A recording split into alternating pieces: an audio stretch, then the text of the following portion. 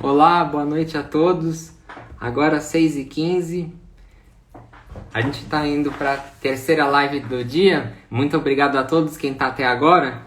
E hoje vai ser um tema muito interessante. A gente vai falar sobre renda variável com o gênio Tássio Terres.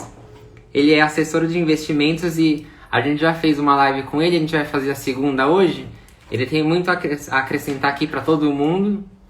E vai ser muito legal. Só vou esperar que ele entrar. Aqui, já entrou. Tá, se eu vou... Aqui, vamos ver se vai dar certo. Logo de cara, vamos ver. Olá, Tássio. Oi, Rodrigo. Boa tarde. Tudo bem? Boa noite. Boa noite, né? Bom início de noite e final de tarde. Como é que tá? Tudo bem? Confundi aqui. Verdade. Deixa eu ajeitar aqui a câmera. Tudo bem? Tá me escutando bem? Tudo bem? Eu vou só fixar aqui o tema. Perfeito, perfeito.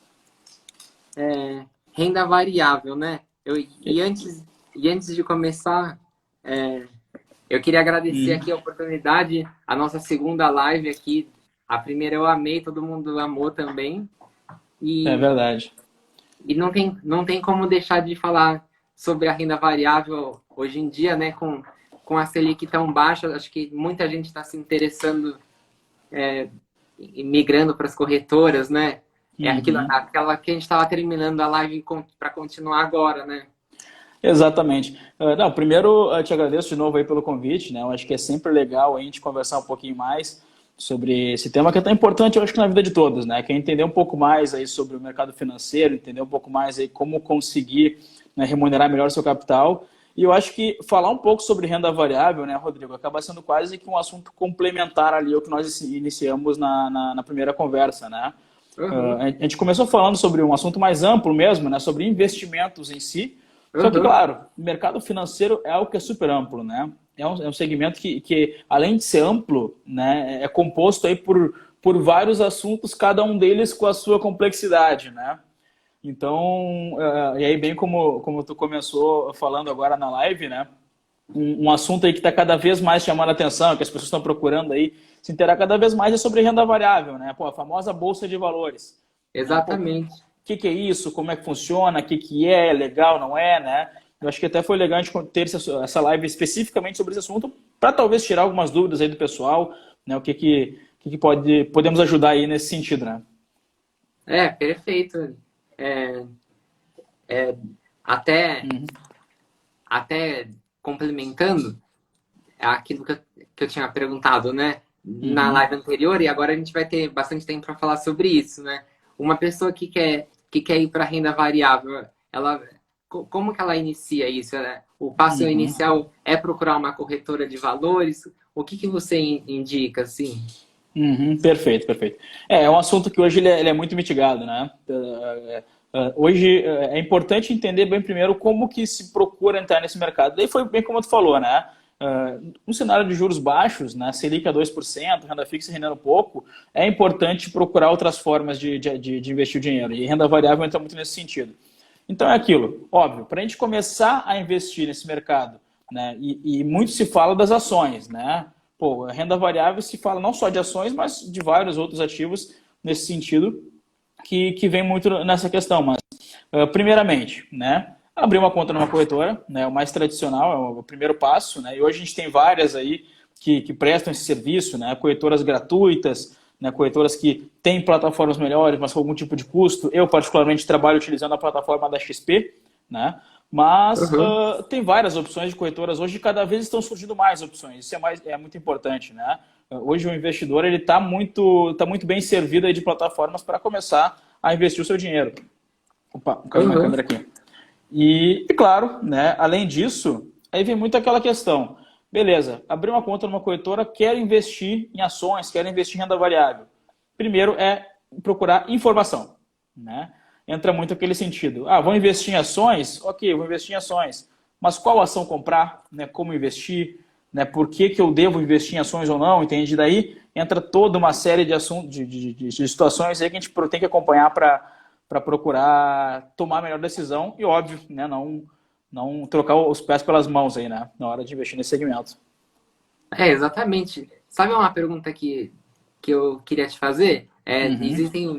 vários perfis diferentes de investidor, né? Desde o que topa mais riscos até o muito conservador. Existe alguma média, assim, quantos por cento uma pessoa conservadora pode colocar em renda variável, quanto uma pessoa muito arrojada pode colocar em renda variável? Ou é muito subjetivo? Não, excelente pergunta, né? E aí que tá, né? Primeiro, a pessoa que investe em ações, né, começa a investir em ações, ela já pula do perfil conservador, né? Ela já entra para, no mínimo, um perfil moderado, né? E aí vem muito aquela situação, qual é o prazo que essa pessoa tem para investimento, né? E de que forma e quais ações que ela pode comprar e que ela vai procurar comprar, entende? Porque daí a gente entra numa outra seara, né, Rodrigo? Diz o seguinte, existem ações que têm perfis mais seguros, né? E existem ações que têm perfis mais arrojados, que têm perfis de, vamos lá, eu quero comprar uma ação que é de um setor um setor bancário, por exemplo. É um setor que é super perene, né? Costuma ter seus altos e baixos, mas não tem grandes movimentações, né? Claro, tirando algumas questões pontuais, como foi o que aconteceu esse ano, mas a gente sabe que o setor bancário é um setor que ele é resiliente, né? Então dá para se dizer que é um setor mais conservador, entre aspas, na hora de investir em renda variável. Mas, por exemplo, tem outros setores, outros tipos de ações que têm potenciais mais explosivos, né? E que aí sim se entraria num perfil mais arrojado também na hora de investir nesse tipo de segmento. Então, assim, mesmo independente de qual for o setor, né, é importante a gente conseguir saber dosar bem os percentuais, né? E tem muita gente que fala o seguinte, cara, investir em ações é mais para procurar ser sócio dessas empresas, né? Então, aí é uma questão de visão de longo prazo mesmo. Então, quanto mais jovem a pessoa for, cara, dá para dizer que ela pode aumentar cada vez mais aí o seu percentual em renda variável, entende? Então, assim, começando no perfil moderado, né, cara, 10 a 15% de uma carteira dá para se considerar um perfil moderado, entende? Um pouco mais que isso, acima de 20%, chegando a 30%, né, em ações, cara, já se considera um perfil mais agressivo. E vamos lá, cara, eu particularmente hoje, né, tudo que eu invisto em ações, renda variável, né? Porque, cara, eu me considero um investidor que eu entendo mais sobre esse segmento e me considero mais arrojado, né? Mas óbvio, né? Isso vai muito de como cada pessoa consegue lidar com essa questão mesmo de entender que é um segmento que oscila, né? E não é todo mundo que consegue lidar com essa volatilidade, entende? Por isso que, claro, é bom, até para quem está iniciando, começar devagarzinho, entender aos poucos, né, como é que funciona esse mercado, talvez iniciar por um fundo de ações, né, antes de comprar uma ação direta, para depois de conhecer e ficar mais satisfeito, ficar um pouco mais, entender um pouco mais como que funciona essa movimentação, talvez partir aí para outras formas aí de se investir, né? Sim, exatamente. Quais são, assim, de modo gerais, os tipos de renda variável que dá para investir hoje? Perfeito, perfeito. Tem várias formas, né? Primeiro, cara, acho que o mais tradicional de todos são as ações, né? Que a gente estava falando agora. Que uma ação nada mais é do que a menor fração do capital social de uma empresa, né? Então é aquilo, eu indo lá no mercado de renda variável e comprando uma ação de Petrobras, por exemplo, cara, eu sou sócio de Petrobras, porque eu tenho uma fração da empresa, né? Então, por ser sócio dela, cara, eu vou participar do desempenho positivo que a ação vem a ter, eu vou receber dividendos, né, que são os lucros da empresa, né? Então, vou receber dividendos periodicamente por como a empresa desenvolver, né, por quanto a empresa for lucrar. E óbvio, né? Tudo isso sempre procurando entender como que a gente vai investir. Mas não só as ações, né? Cara, tem mais formas de renda variável, como, por exemplo, os fundos imobiliários, né? A gente chegou lá na última live sobre esse segmento, que nada mais é do que uma gestora que capta recursos através do mercado financeiro para investir em ativos com lastro imobiliário, né? Ou seja, podem ser os próprios imóveis físicos, né? Tem fundos imobiliários que compram lajes corporativas, fundos imobiliários que compram shoppings, né? Fundos imobiliários que compram galpões logísticos. Então, existe esse segmento e também tem fundos imobiliários que compram ativos imobiliários, pode ser próprios fundos ou até renda fixa imobiliária, entende? Então, também é mais um segmento aí de renda variável, né? E entra muito aquela questão, né, Rodrigo? A gente tem que dosar muito bem o que nós queremos, né, qual é o nosso objetivo e de que forma que a gente vai investir. Eu acho que é interessante ter um pouco em cada um, né? Ter um pouco em cada um. E, óbvio, tem muito mais opções aí que a gente pode seguir conversando também, né? Sim. E Uma pergunta que eu queria te fazer é, o que você acha sobre o day trade, assim, das pessoas Uhum, que investem por um dia, por exemplo, para uhum. tentar. Você acha que isso é possível? Ou você acha que entrar na renda variável é mais uma coisa conservadora, pensando a longo prazo? Ou dá para fazer as duas Uhum. coisas? Cara, dá para fazer as duas coisas, tá? O que seria o day trade? É bem como você falou, né? O day trade é quando a gente entra numa ação, né, ou num ativo e encerra essa operação no mesmo dia, né? Essa operação se configura um day trade. Ah, quando a gente compra uma ação para vender depois de um tempo, aí já se considera uma estratégia de swing trade, né? Qual é a diferença de uma para outra, tá? Primeiro, entramos numa ação para ser sócio dela, né? Para pegar essa empresa e me fazer valer do desempenho dela no longo prazo. Cara, essa é uma estratégia diferente que eu costumo dizer, né? Eu, como, claro, como assessor e converso com meus clientes, é a que eu mais prefiro, porque justamente, olha, a gente olha pelo fundamento de uma empresa, né? Que daí a gente chama de análise fundamentalista, né? Pô, Uhum. entender a situação dessa empresa, né, entender como que hoje está a situação dela em termos de valuation, né, em termos de valor patrimonial, pô, ver bem como que essa empresa está configurada, se ela é uma boa empresa de qualidade, e aí sim, eu posso projetar, né, e claro, isso não sou eu, são analistas que fazem isso, né, então essa empresa ela pode ter um desempenho daqui para frente ou não, né. No caso do day trade, ela vai muito mais para aquela outra escola de análise, que é chamada análise técnica, né, ou análise gráfica. Né? Que é aquilo, a pessoa olha pelo gráfico e dentro daquele gráfico pode configurar que essa ação vai subir, né, ou cair nos próximos períodos e tudo mais, entende? Então, assim, eu tenho muita gente que me questiona sobre a questão do day trade, né? E, cara, o que eu falo? Beleza, olha só. Tu entende bem da questão da análise gráfica? Né? Você compreende bem as figuras gráficas para saber se a ação está com perspectiva de subir ou de cair nos próximos períodos? Ah, pois é, não entendo muito bem. Então eu falei, pô, talvez essa não seja um perfil de investimento para você, né? Por causa dessa falta de conhecimento que se precisa, né? Então eu digo duas coisas. Para trabalhar com day trade, primeiro, precisa de tempo, né? Porque assim, tu tem que ficar o dia inteiro analisando o gráfico de uma ação para saber se ele vai sair, se ele vai subir, se vai cair, se vai dar uma entrada, se vai dar uma saída, entende? Então, acho que são duas questões: tempo para acompanhar e conhecimento, né, para conseguir entender se há um momento certo de entrar ou não, né, no ativo, entende? Então, são diferentes formas de investir, né? E, claro, aí cada pessoa pode ver dentro do seu conhecimento ali, e óbvio, do que é mais importante para ela, o que ela pode seguir daqui para frente, né? Ah, sim, perfeito. É, e tem muita. Eu já ouvi pessoas falando que não gostam muito do day trade porque usa até a expressão olhar, andar com o carro olhando para o retrovisor, né? Uhum. Mas existem cursos que você pode se especializar nessa área, né? Uhum. Sim, sim, sim. É que não adianta, né, Rodrigo? Assim, o mercado financeiro ele se movimenta em tendências, né? E a questão da análise gráfica, e que, como tu bem comentou, olhar para o retrovisor, é procurar antecipar essas tendências, entende?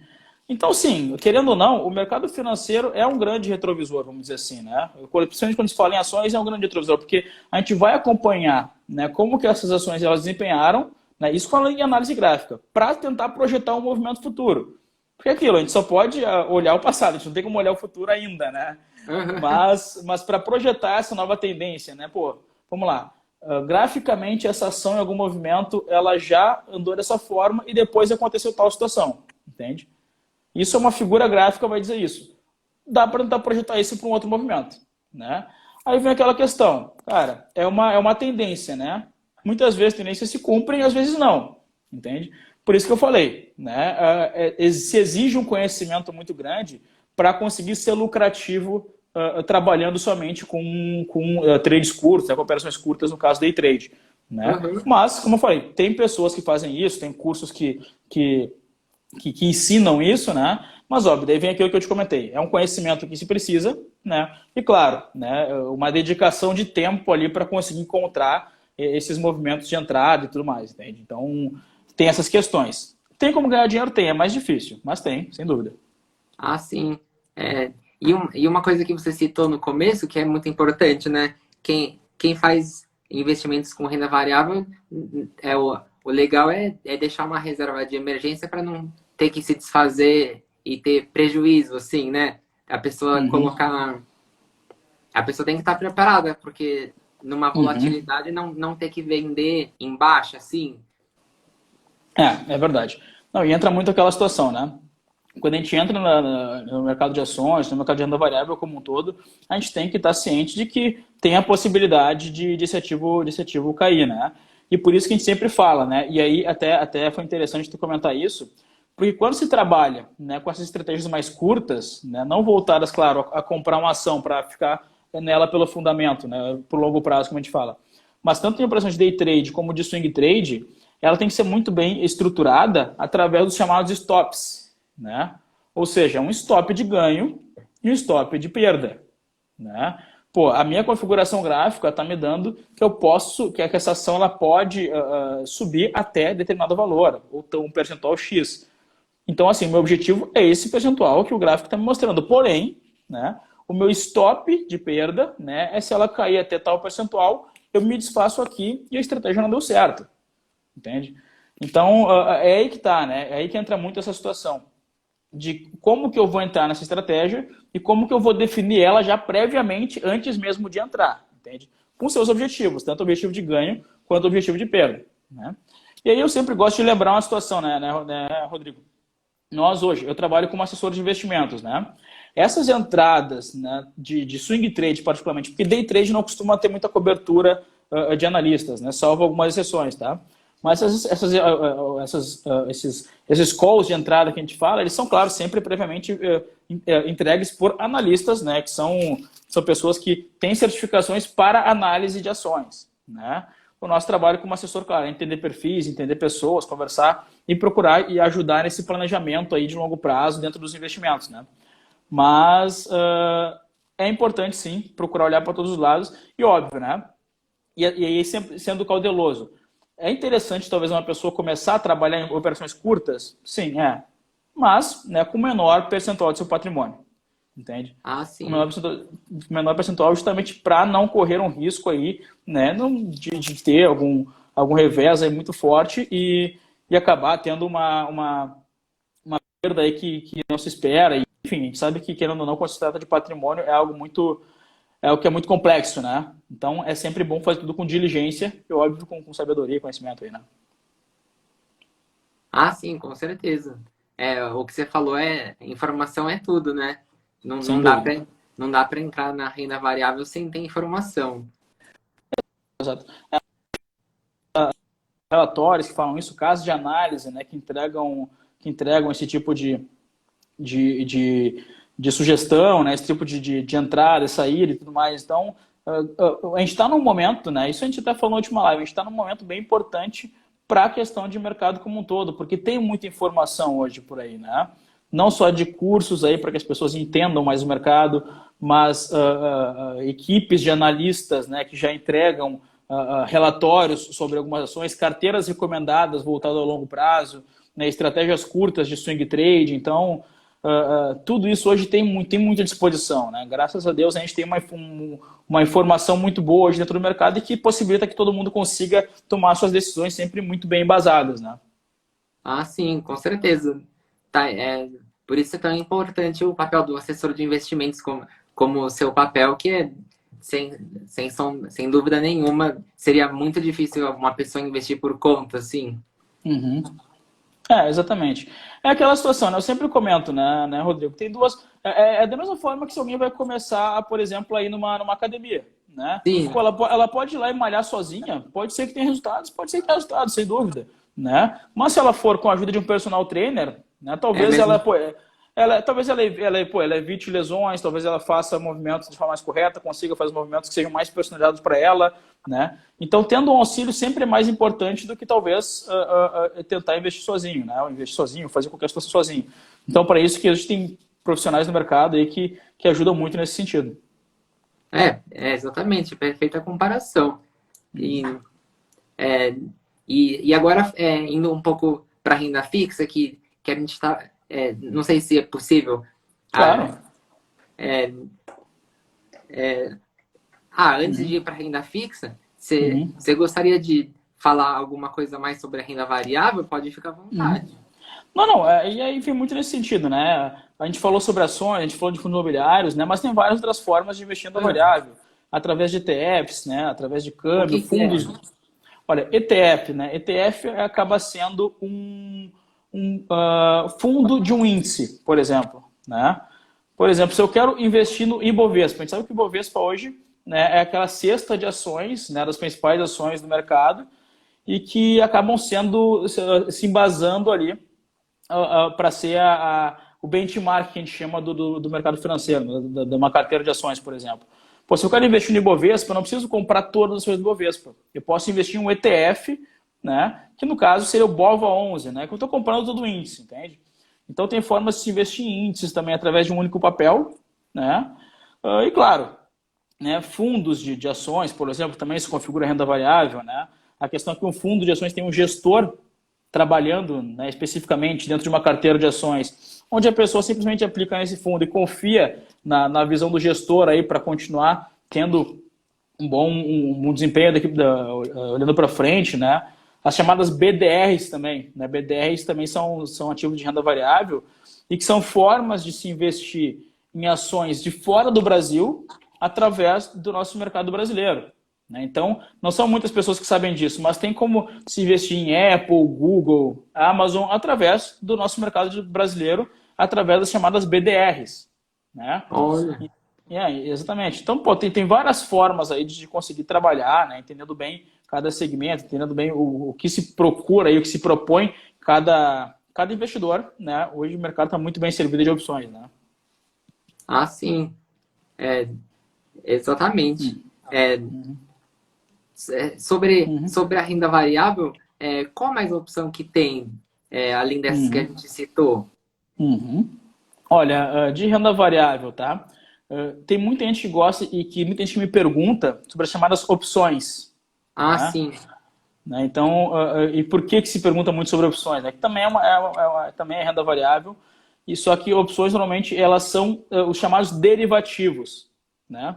Ou seja, derivam de um preço de um outro papel. No caso, assim, uma opção acaba sendo um contrato, né? Por exemplo, eu estou comprando a opção de comprar Petrobras no próximo mês até o preço, entende?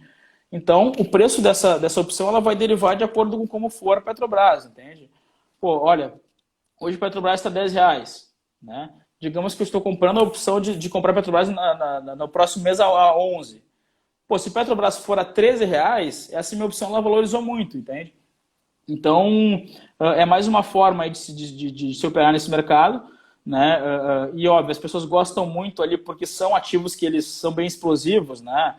Opções aí costumam ter grandes volatilidades, então também acaba sendo super arriscado. Na verdade, são mais feitos para fazer estratégia de proteção do que para esse tipo de operação, de comprar para ter grandes ganhos e tudo mais. Mas também é mais uma forma de se trabalhar, né? Através de câmbio também, né? Câmbio, também dólar, enfim, também acaba sendo ativos de renda variável, né? Tem várias modalidades e cada um deles aí se propõe a ter um motivo de estar na carteira ou não, né? Depende da estratégia de cada investidor, né? Vem muito nesse sentido. Sim. Perfeito. E agora indo um pouco para o ramo de renda fixa, né? Muita gente não sabe o que é LCI, LCA, debenture, essas denominações que muito se ouve falar e muita gente não sabe ainda. O que seria cada um?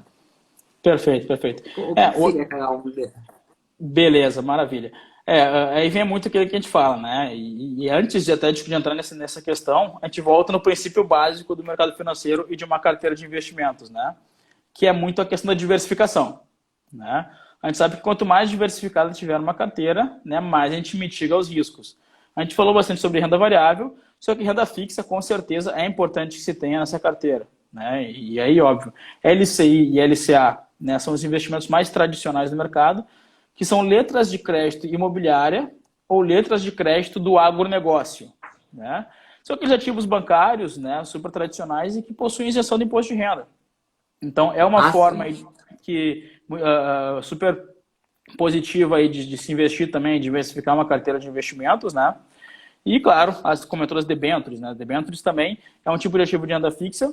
Normalmente, as debêntures incentivadas, né, são aquelas debêntures que também têm isenção do imposto, e só que são ativos de crédito privado, são ativos emitidos por empresas privadas, né? Então, também vem como opção aí para diversificação em renda fixa, e claro, né? Da mesma forma que a gente citou várias possibilidades de ativos de renda variável, também existem várias possibilidades de ativos de renda fixa, né? Tudo vai muito, como eu falei, né, da estratégia, dos prazos, né, e de como que se procura ajustar aí essa carteira de investimentos olhando para o prazo que puder ter, né? Entra muito nesse sentido também, né, Rodrigo?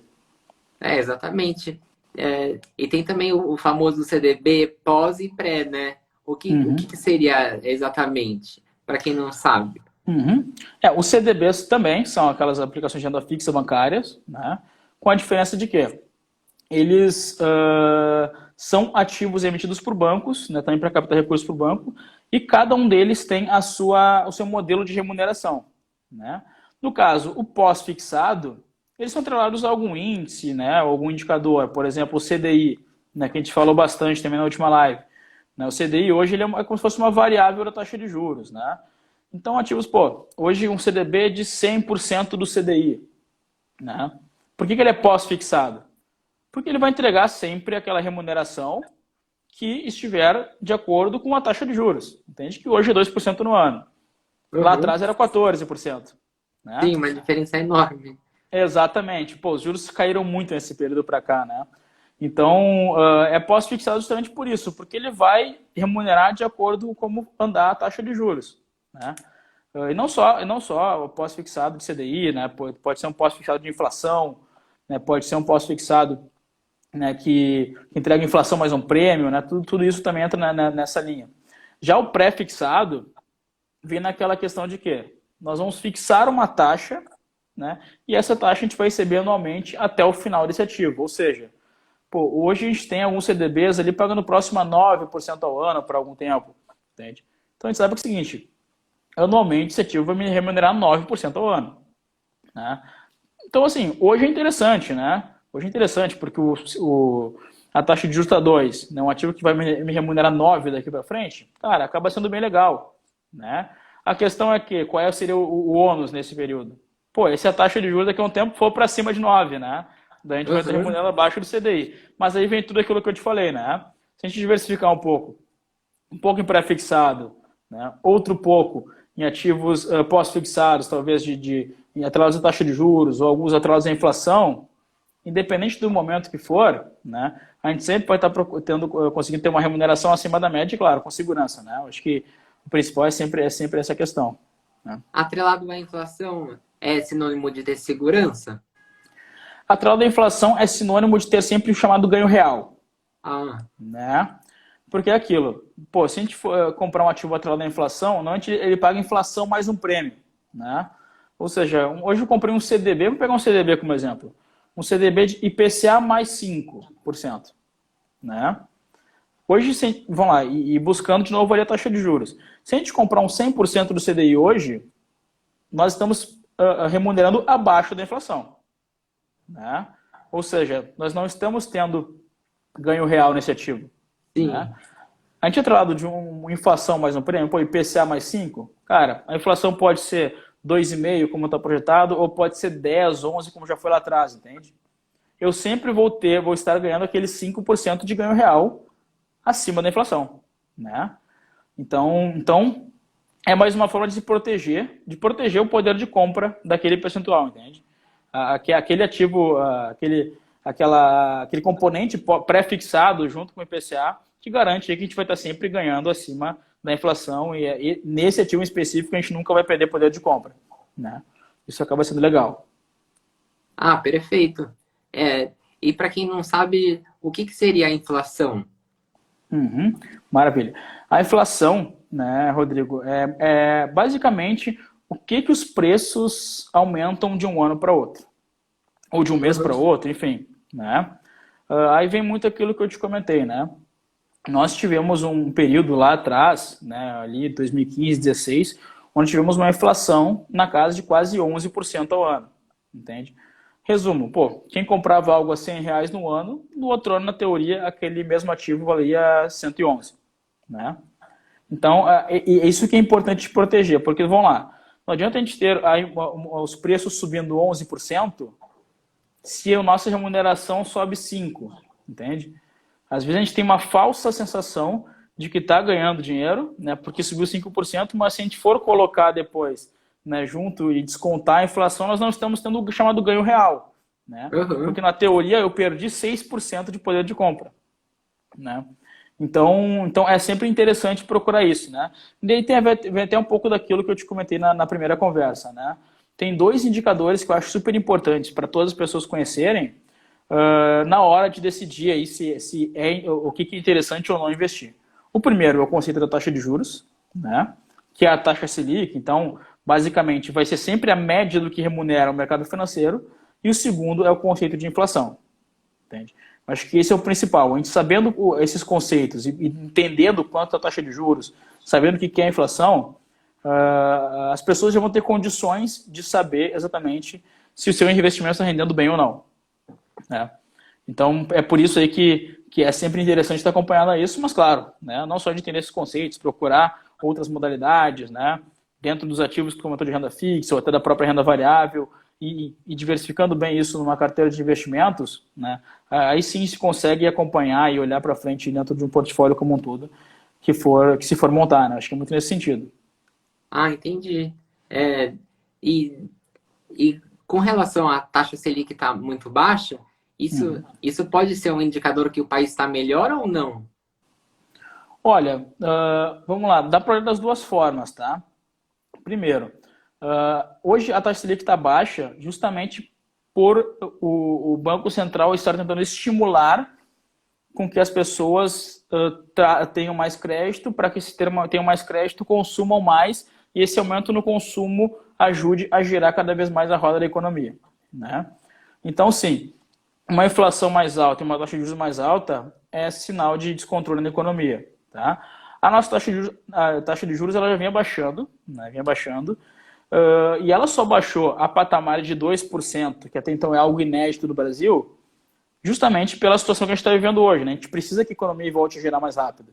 Se não tivesse tido a situação do coronavírus, né, Uhum. dificilmente estaríamos com uma taxa de juros a 2%, né? Mas sim, uma taxa de juros baixa hoje é sinal sim, de uma economia mais aquecida, né? Ou, claro, de uma política, né, expansionista do governo para que se consiga trazer mais consumo para a economia como um todo, entende? Então é algo positivo. Se a gente for comparar hoje com economias, né, como é da Europa, né, a economia dos Estados Unidos, as taxas de juros lá são praticamente zeradas, né? Algumas são zeradas e algumas são negativas, inclusive, né? Porque são economias mais desenvolvidas, entende? E aí, óbvio, né? Daí a gente volta um pouco no tema da live. Lá fora, né, esse mercado de renda variável, ele é muito mais desenvolvido pelo quê? Justamente por isso, né? Porque a taxa de juros lá é muito baixa ou negativa. Ou seja, quem investe em um título público lá de fora pode ter o risco de chegar no final do ano e ter menos dinheiro, né? Ah, Investindo sim. no título público negativo. Então, assim, se obrigam a investir no mercado de renda variável para conseguir trazer um retorno, entende? O É, Brasil está caminhando para esse cenário, né? Onde a gente chega no ponto que se a gente continuar aplicando a taxa de juros, a gente já tem um juro real negativo, né? E óbvio, por isso que a gente está falando cada vez mais da renda variável, porque está existindo um fluxo migratório muito grande da renda fixa sim. para variável, né? E isso sim que traz aí uma previsibilidade muito boa para o mercado daqui para frente. E óbvio, cada vez mais pessoas entrando, cada vez mais pessoas comprando ações, entrando na bolsa, a tendência é que se tem uma liquidez maior, claro que talvez se possa aí ter um mercado em outros patamares aqui para frente, né? Sim, exatamente o que você falou, né? É, o investidor não quer ter o dinheiro diminuído depois de um ano, né? Pelo menos Exatamente. render alguma coisa, ou parado, Exato. mas perder é complicado, né? Exatamente, exatamente. E aí que está, né? Não que a renda variável garanta um ganho, né? E aí vem muito nesse sentido. Ela é variável justamente por isso. né? Porque a gente sabe que ela tem a possibilidade de oscilar negativamente, tá? Mas, né, aí vem muita situação que nós falamos de ter uma diligência na aplicação, né? Pode saber qual percentual que a gente pode investir ou não, né? De entender bem como que a gente vai conseguir mitigar esses riscos, né? Diminuir esses riscos para que a gente consiga ter uma carteira rendendo melhor, né? E mesmo aplicar em renda variável, ter um retorno positivo olhando para frente. Mas, claro, sempre sabendo que vai ter volatilidade, não adianta, né? Ah, sim, tem que, tem que contar com essa questão, né, da volatilidade, do risco, tem que Tem saber que lidar saber com que isso. isso faz parte do processo. Exatamente. Tu tá me ouvindo bem, Rodrigo? Eu tive que tirar meu fone aqui porque minha bateria estava acabando. Ah, não, imagina. Tá É, ouvindo bem? o- Oi? Tá me ouvindo bem? Ah, sim, não mudou nada, tá ótimo. Perfeito, perfeito. E, perfeito, Tássio. É, e para a gente finalizar assim, o que você, se é possível, daria de dica para alguém que quer fazer parte desse ciclo migratório, que nem você falou, né, para renda variável, sair um pouco da renda fixa? Perfeito. Primeiro, tá? Maior dica de todas: buscar conhecimento. Uhum. É o primeiro de tudo, tá? O primordial. Procurar tomar decisões que sejam pautadas ali em pessoas que tenham conhecimento para esse assunto, né? Buscar a opinião de analistas, né? Procurar entender bem cada movimento que vai se fazer. Porque vem muito aquilo que a gente sempre fala, né? Uma ação é uma empresa, né? Não deixa de ser uma empresa, entende? Então, a gente entendendo bem, né? O que é uma empresa de qualidade, o que é uma empresa que pode ter um potencial um pouco mais negativo olhando para frente ou não, né? A gente sabendo bem onde que nós estamos pisando, aí sim nós conseguimos tomar uma decisão mais positiva, né? Hoje tem muito disponível na internet, o site da XP, inclusive, né? Quem procurar ele consegue encontrar as carteiras recomendadas que os analistas da XP estudam e divulgam, né? Então existe esse tipo de informação. E bem como eu falei, primeiro buscar conhecimento, né? E segundo, claro, entender bem o seu perfil, né? Porque não adianta. E aí é até um pouco daquilo que nós falamos na última conversa, né? No final do ano passado, eu tinha muita gente que falava, cara, eu sou agressivo, eu quero investir tudo em ações porque eu só vejo a bolsa subindo, né? Até 2019, que a bolsa estava 120 mil pontos. Cara, no momento que tivemos essa crise que aconteceu esse ano, né? Pô, todo mundo percebeu que realmente esse não era o seu perfil. Que só quis Exato. investir em ações porque viu que a bolsa estava subindo muito na época, entende? Então, vem muito essa situação, né? Compreender o seu perfil, buscar conhecimento, né? E principalmente buscar um auxílio, né, de um profissional, buscar ajuda de alguém que possa auxiliar aí a tomar a melhor decisão, né? E aí, claro, daí foi a mesma situação que eu falei na última conversa. Hoje, o nosso trabalho vem muito nesse sentido, né, de entender como cada pessoa pode lidar, procurar ajudar cada investidor aí a conhecer o perfil. E esse é o trabalho de um assessor. Inclusive, deixo ali o meu contato, meu direct ali aberto ali para quem tiver dúvidas, né? Para quem tiver alguma questão sobre algo, ou inclusive talvez quem tenha hoje uma carteira de investimentos e não sabe se está bem dentro do perfil ou não sabe se poderia mudar alguma situação ou não, deixa aí meu contato à disposição, vou responder todo mundo, né? Mas o primordial é isso, né? Buscar conhecimento e sempre fazer os movimentos corretos dentro do perfil de cada pessoa. Perfeito, perfeita conclusão. Eu adorei a nossa primeira live que teve que ser dividida porque estava dando cortes, e adorei essa nossa segunda live. Muito obrigado, Tássio. Foi, Então foi tá, muito, foi muito esclarecedora, igual comentaram aqui. maravilha. Eu agradeço de novo, Rodrigo. Estamos sempre à disposição aí. Um forte abraço, viu? Um abraço, obrigadão, viu? Valeu, tchau, tchau. Valeu, tchau, tchau.